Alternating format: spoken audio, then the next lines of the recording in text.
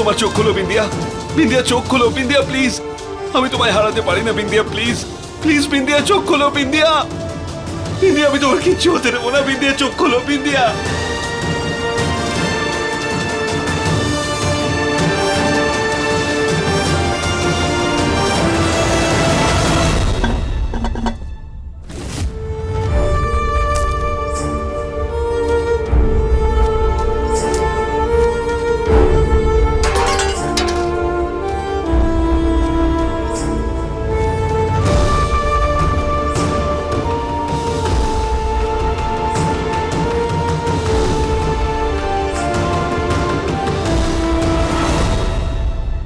বিন্দিয়া ওঠো, ওঠো বিন্দিয়া, চোখ খোলো।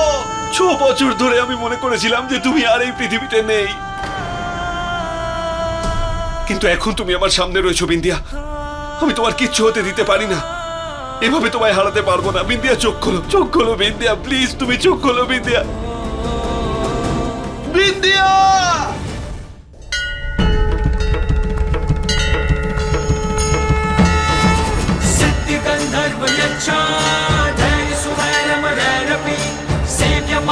यदा भूया सत्यता सिद्धिदायिनी सत्य गंधर्व यच्छा धैर्य सुवैरम रैरपि सेव्यमाना यदा भूया सत्यता सिद्धिदायिनी।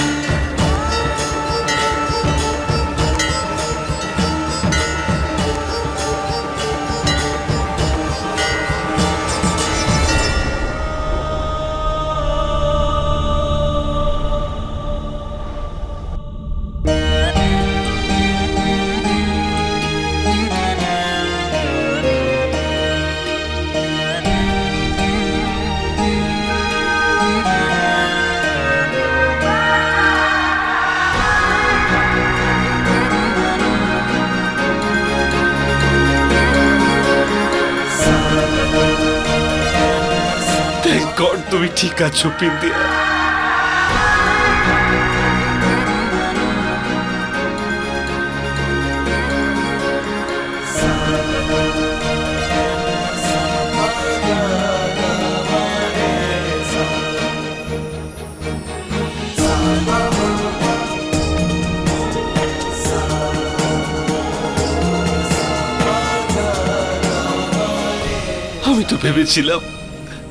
আমি তো ভেবেছিলাম যে তোমার কিছু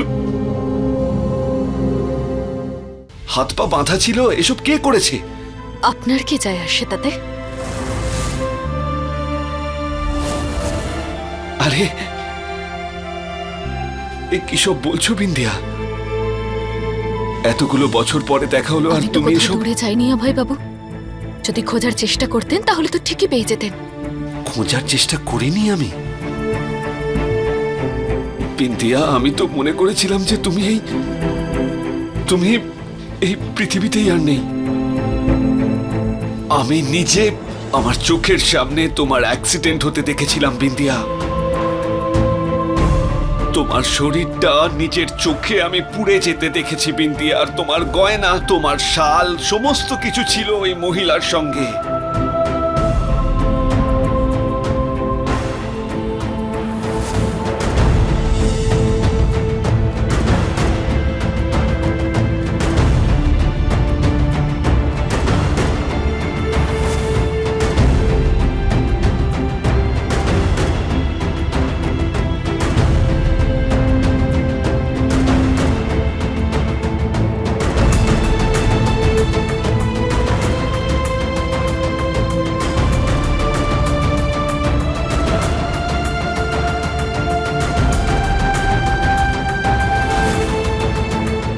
সহজে আপনি মেনে নিলেন যে আমি মরে গেছি। যদি আমি আপনার জায়গায় থাকতাম না অভয় বাবু, কখনো মেনে নিতাম না।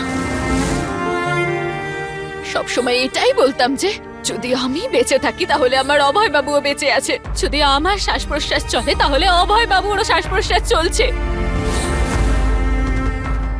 কিন্তু আপনি তো আমাকে খোঁজার চেষ্টাই করেননি।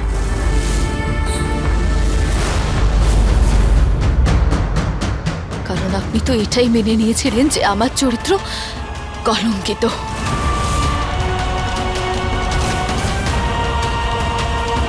আমি এরকম বলিনি বিন্দিয়া, কোনোদিনই আমি বলিনি বিন্দিয়া। আমি ওই ডিএনএ টেস্ট শুধু এই জন্যই করতে বলেছিলাম যাতে আমাদের হবু সন্তানের দিকে কেউ তাদের আঙুল না দেখায়,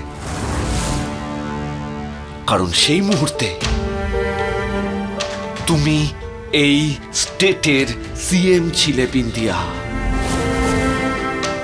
সাধারণ কেউ ছিলে না তুমি। আমার প্রশ্ন তখনও একই ছিল অভয় বাবু, আজও একই আছে। ডিএনএ টেস্টে শুধু বাবার পরিচয়টুকুই জানা যেত, আর আমার উপর যে অভিযোগগুলো সেগুলো একই জায়গায় থেকে যেত। আর আপনি হয়তো কিছু প্রমাণও করতে চাননি।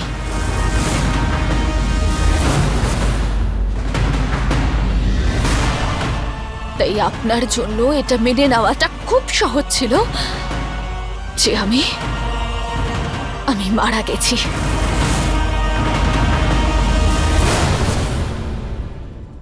আমি ভুল বুঝেছিলাম বিন্দিয়া,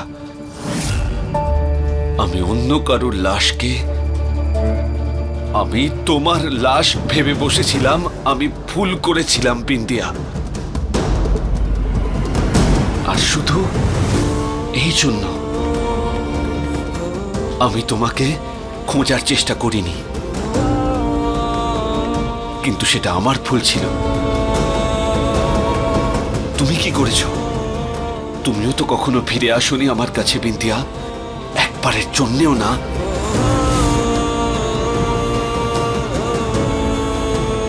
আমি সেখানেই ছিলাম বিন্দিয়া যেখান থেকে তুমি চলে গিয়েছিলে। লখনৌয়ের এত কাছে থেকেও তুমি একবারও আমার কাছে আসোনি। 6 বছরে বিন্দিয়া, 6 বছরে তোমার কখনো মনে হয়নি গিয়ে একবার দেখি যে আমার অবস্থাটা কিভাবে কাটছে? আপনি অপমান করেছিলেন আমাকে অভয় বাবু। আর একজন নারী সবকিছু সহ্য করতে পারে অভয় বাবু, কিন্তু নিজের চরিত্রের উপরে কলঙ্ক কখনোই না। আর সেই স্বামীর কাছে ফিরে যেতাম আমি যে আমাকে কখনো বিশ্বাসই করেনি।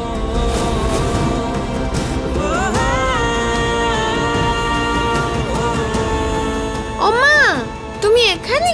আর আমি কোথায় না কোথায় খুঁজছি তোমার খুঁজতে খুঁজতে পাগল হয়ে গেছিলাম।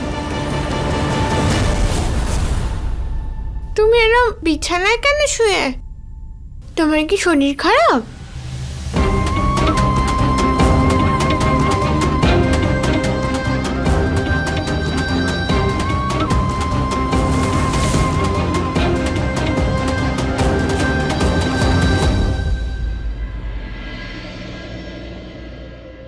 জানো সিএম আঙ্কেল কি বলেছেন আমাদের বাড়ি নিয়ে? মিস্ত্রি পাঠাবেন আমাদের বাড়িতে। প্রথমে পোড়া জিনিসগুলো সরাবে, তারপরে সব পরিষ্কার করবেন, তারপরে দেওয়াল তৈরি করবে, নতুন করে প্লাস্টার করে পেইন্ট করবে, নতুন বাড়ি করে দেবে আমাদেরকে।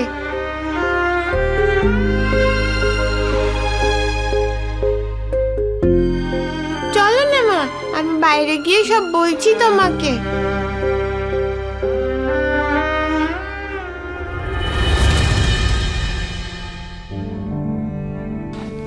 বিন্দিয়ার মেয়ে 5-5.5 বছরের,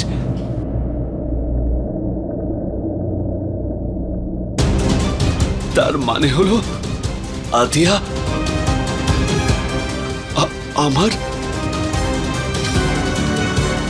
আমার মেয়ে।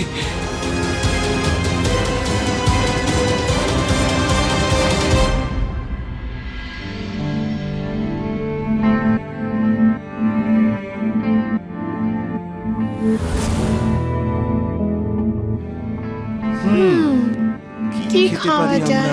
কি খাওয়া যায়? ভাবতে হবে। তুমি আমার নকল করছো? ভেবে নিয়েছি, পনির।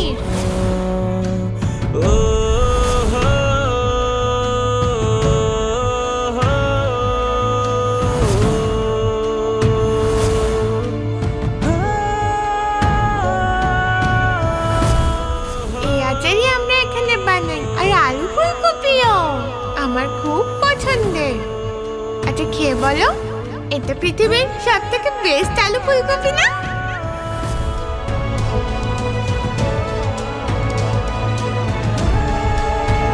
আদিয়া, আদিয়া আমার মেয়ে।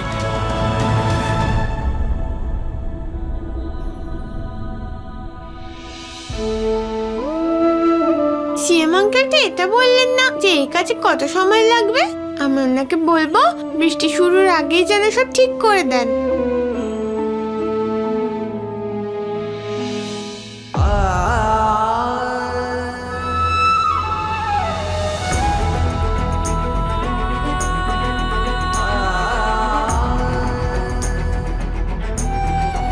সিএম আঙ্কেল, 2-1 সপ্তাহের মধ্যে সব হয়ে যাবে তো? এবারে আমি ভাবছি যে দেওয়ালে পিঙ্ক কালার করাবো, আমার ফেভারিট কালার তো।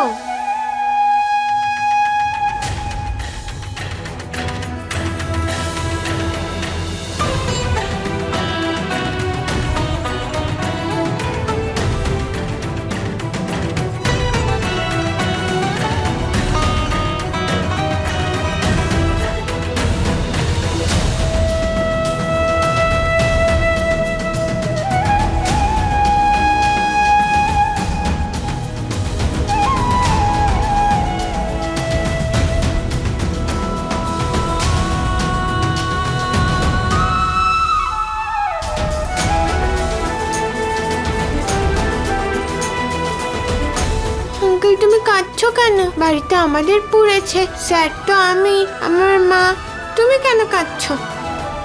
তোমার বাবা? তুমি চেনো আমার বাবাকে? আসছে বুঝি এখানে? তোমার না, উনি আসবেন না আদিয়া।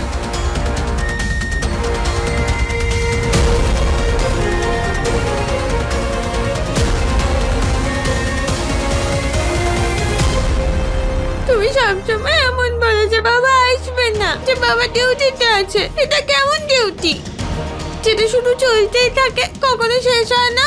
আমার তো মনে হয় না যে তুমি চাও বাবা আসুক। আদিয়া, কথা বলো না আমার সাথে, আমি রাগ করেছি তোমার উপর। আদিয়া, আদিয়া কথা শোন। আদিয়া শোন।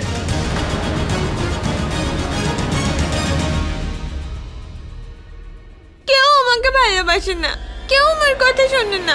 আমি চলে যাব অনেক দূরে, কেউ আমায় খুঁজে পাবে না।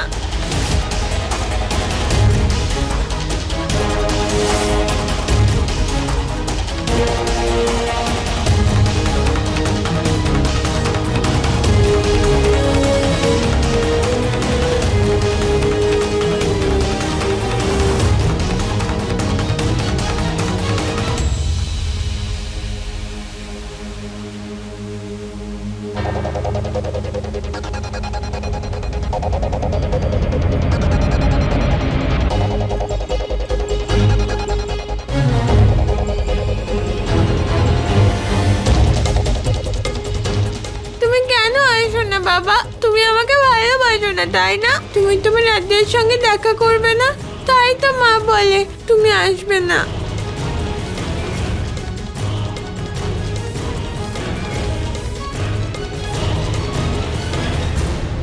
আরে এই ট্যাঙ্কের ঢাকনাটা কে খুলে দিল? নোংরা পড়ে যাবে তো।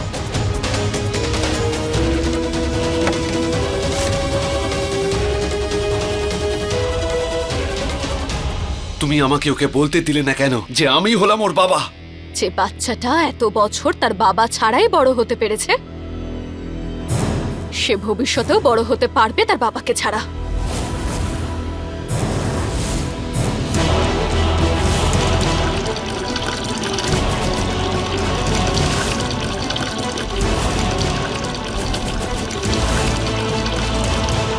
তুমি একটা বাচ্চার থেকে সত্যিটা লুকোতে পারো না বিন্দিয়া। আমি নিজে ওকে বলবো যে আমি ওর বাবা।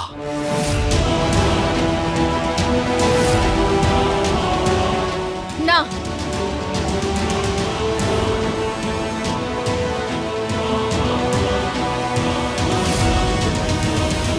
আপনি ওকে কিচ্ছু বলবেন না, আপনাকে আমার দিব্যি।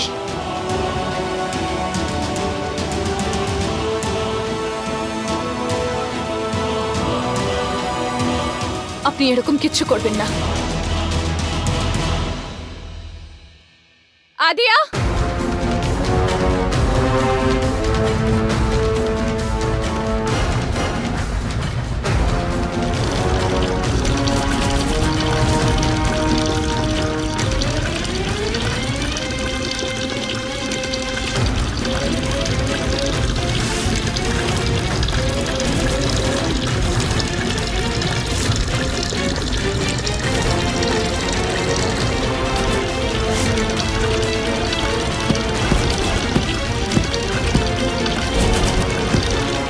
বাঁচাও বাঁচাও। আদিয়া, আদিয়া! যদি আমার মেয়ের কিছু হয়ে যায় না, আমি সারা জীবনে আপনাকে ক্ষমা করব না। ওকে তুমি নিচে রাখিয়ে দিয়েছো এটা বলে যে ওর বাবা কখনো ফিরবে না। আরে তোমার একটুও কি মনে হলো না যে ওই বাচ্চাটার উপর কি প্রভাব পড়তে পারে? যে অন্যদের মনে সারাটা জীবন কষ্ট দিয়ে গেছে, তার মুখে আজ এই কথা, ভালো লাগে না শুনতে।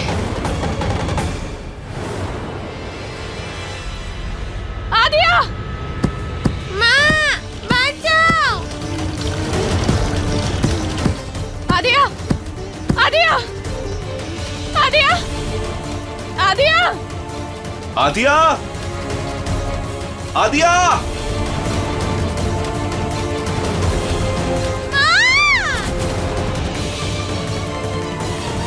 আদিয়া, আদিয়া, কি হয়েছে মা?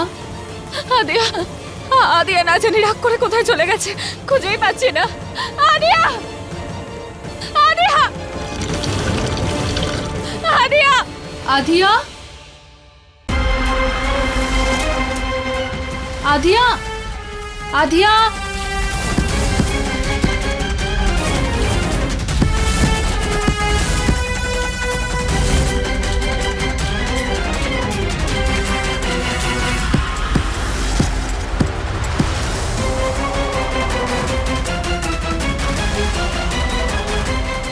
আদিয়া, আদিয়া,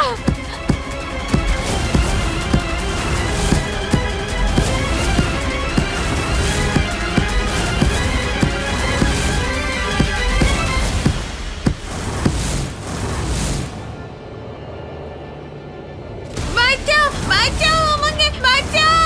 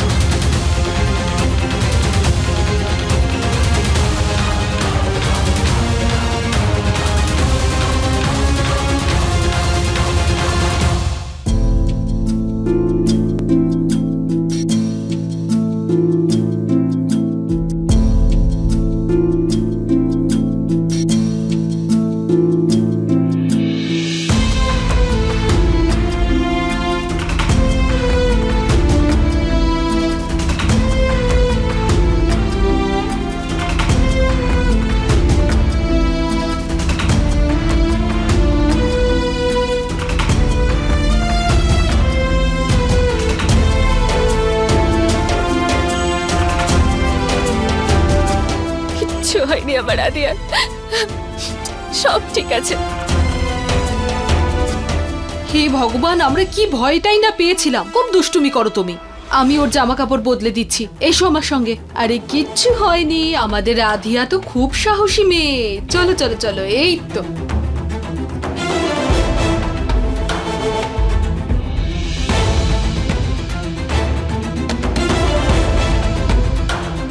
বিন্দিয়া, আমি আদিয়াকে আমার সঙ্গে নিয়ে যাব।